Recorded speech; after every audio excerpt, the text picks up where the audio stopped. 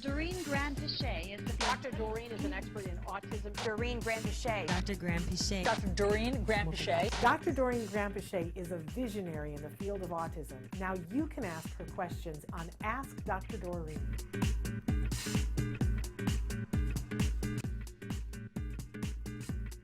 She had written in and said that her son's pronunciation, and correct me if I'm wrong, Dark Angel, that the pronunciation has actually gotten worse recently.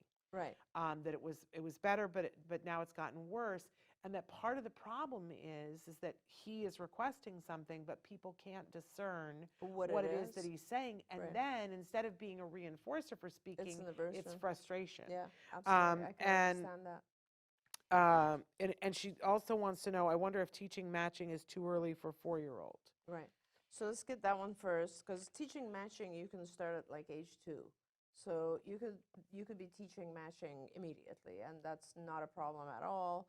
And but remember, there's lots of different matching exercises, which might, so you're not going to start with the most complicated, right? So matching identical one object to another object, 3-dimensional. So an identical cup to a cup is the easiest. And then, of course, a 2-dimensional, so a picture of something to its own picture is next step. And then it's a 3-dimensional to a 2-dimensional, so a cup to a picture of a cup, or cups that are not identical but similar. So there's lots of different matching exercises, and you have to kind of build up to it, right? So the most complicated, obviously, being, matching picture to objects that are not identical. So that's, but you can start very early. In regards to pronunciation, I wonder if something has happened recently to make pronunciation worse for your child. And lots of different things could have happened. For instance, he could be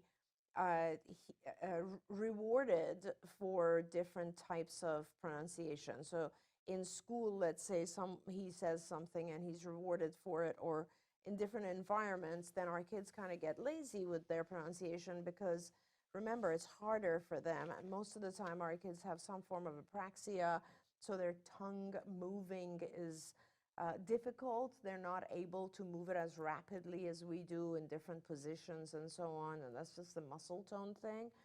But the way to fix this, and I think this is very, very important, because you want to fix it before too much time goes on, not only because it's frustrating for him, because nobody can understand what he's asking for, but also because with language you build, so if there's incorrect pronunciation at one level, it's always going to be there.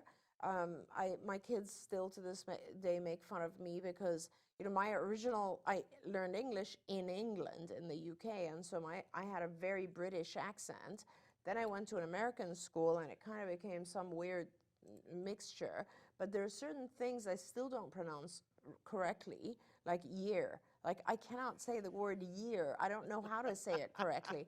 And my kids are like, there's key words that I learned wrong, and no one ever, or I learned the British way, and it never got fixed.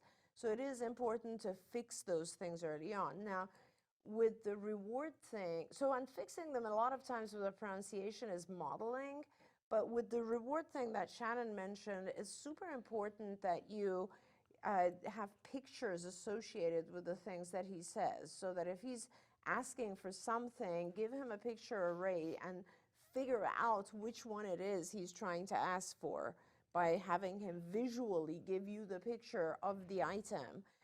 So then now you know, okay, when he says blah, this is what he's referring to, and now start to fix that, right? Yeah. So you want juice, so we have to say juice, the whole thing, right? So then start to really focus on fixing one item at a time, but make sure that you're connecting it to a visual.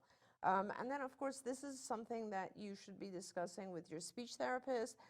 The way that I like to do this, nobody else does this, I don't know why, but I've been doing this for a really long time, is that I will go through with my child I'll take every letter of the alphabet and I will put it in a word at the beginning, at the middle, and at the end. So for instance, if I'm looking at the letter B and I want to make sure my child can, or N is one of those, N is one of those letters that a lot of kids have a hard time with. So I will write 3 words and I'll be like, nest, okay, he got that. Panic, okay, he got that.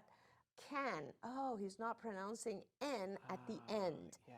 And then I'll circle all the things that are missing, because a lot of times you'll find, oh, the letter L is fine in the middle, but it's missing in the beginning of words. The letter N is fine in the beginning and middle, but it's missing at the end.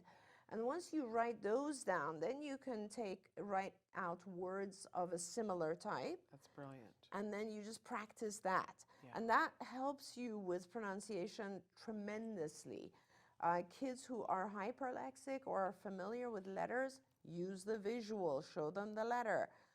Those are types of things that help. And then, of course, if you're still not successful, there are a lot of tongue exercises that a good speech therapist can give you that will allow you to really get language going. By the way, speech paths who are trained in the prompt technique are fantastic at this type of thing. And you know, the first part of prompt training is done online. So you as a parent, if you want to learn more about prompt training, you go on the prompt website and they'll tell you more about how to get some of those sounds to come out. And I want to be clear, I am not a speech and language pathologist, nor was I ever, but I used to be someone that was a college professor that taught theater, and one of the classes that I would always teach was voice and diction. Yes. So I know a Yes. great deal about where the sounds are made and things of that nature. And one of the things I loved was when the first time I looked at the skills program is that there is a whole oral motor section. Yeah. Because I couldn't figure out with my son whose diction was, here I was somebody who had been teaching diction and teaching eradication of things like a lisp and things like that. Yes. And here was my kid who, like, it wasn't working because he didn't have enough muscle tone to even do the tongue twisters that I knew to do with him. And I love that there are a whole bunch of lessons in oral motor and that are available in skills, but there's stuff on Pinterest as well, because normally our kids, if they were typically developing as they would have been chewing and they would have chewed on crunchy food and things like that, they build the muscles in their face, but our kids were food selective. Right. So they didn't build those muscles, and now they're behind on that too. So don't forget about, and you can work on these things doing all kinds of things. You can work by blowing in a kazoo. Helps to build the muscles. Right. I love the minute Party to win it. favor things. Oh, yeah. Those are great because it shows the thing coming out if you have enough air. Air is a big deal. You're so right, Shannon. Like being able to blow is a very, very big part of speech production. Yes. And I even love, if you look right now, everybody's doing these TikTok videos where they're doing kind of minute to win it things with their family for Christmas. Yes. Well, I love the one that we used to do where you put a cookie on your forehead and you have to lean back and make your face do all these things to make the cookie come in your mouth. Right?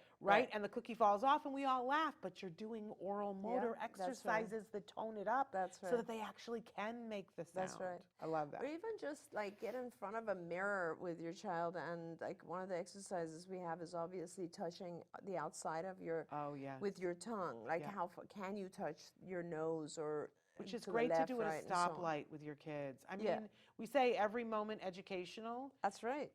You know, I have a niece who has cerebral palsy, and we were constantly trying to come up with different things. Activities, So what we would do is we'd just be walking, we'd go, okay, now let's walk like a duck. Right. And we'd all practice walking like a duck, and she thought it was hilarious, had no idea that we were doing OT. Yeah. You know what I'm saying? We don't have to make it all right, now we're gonna do serious, be silly. Yeah, absolutely.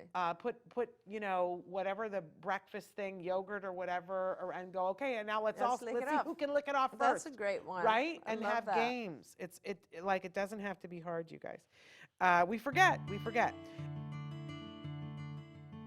Don't forget, you can watch Ask Dr. Doreen live every Tuesday morning at 10 a.m. Pacific time. We hope to see you there.